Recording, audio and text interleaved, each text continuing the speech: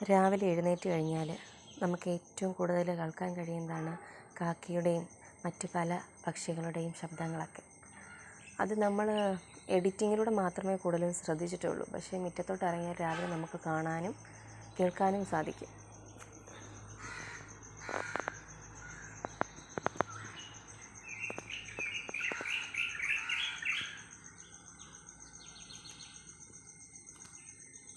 ആ കിളിയാണ് കരയുന്നത് കേട്ടോ.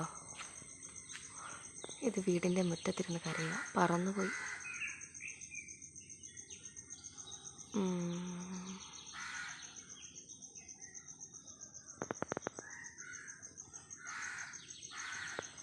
കാക്ക കരയുന്നുണ്ടല്ലോ.